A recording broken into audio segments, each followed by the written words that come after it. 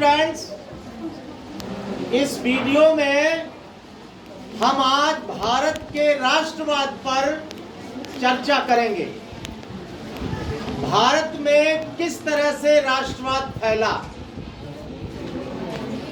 भारत में राष्ट्रवाद फैलने के क्या क्या कारण थे, इत्यादि बातों पर चर्चा की जाएगी।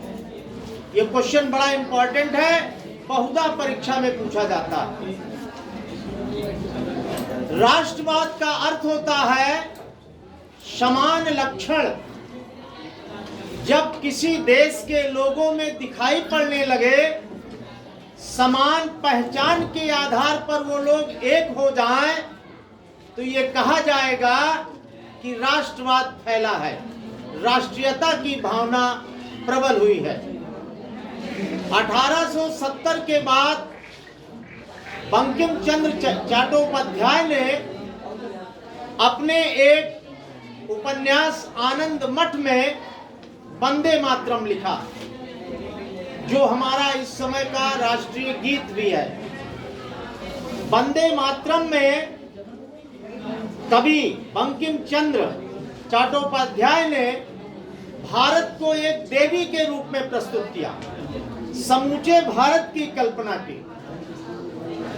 इसके अलावा राजा राम मोहन राय, विवेकानंद स्वामी, स्वामी दयानंद सरस्वती इत्यादि लोगों ने सामाजिक सुधार करके हमारी वह परंपराएं जो स्वस्थ नहीं थी, धर्म के क्षेत्र में, समाज के क्षेत्र में जागृति पैदा की, और यही जागृति राष्ट्रीयता के रूप में दिखाई पड़ने लगी।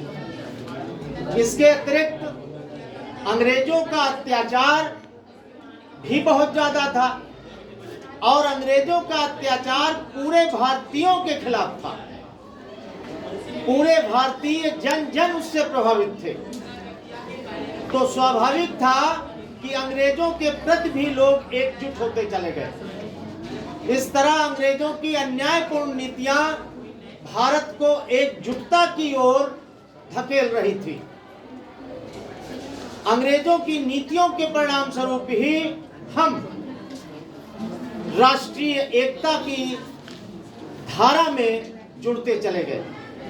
और महात्मा गांधी जब से 1915 से भारत की राजनीति में सक्रिय हुए, उन्होंने रॉलेट एक्ट का विरोध किया, असहयोग आंदोलन चलाया, जलियांवाले बाग नरहत्याकांड की उन्होंने निंदा की, फिर दांडी मार्च किया, सविनय अवज्ञा आंदोलन चलाया, भारत छोड़ो आंदोलन चलाया इत्यादि। अपनी सक्रिय राजनीति से गांधी जी ने प्रत्येक भारतीय को एक कर दिया।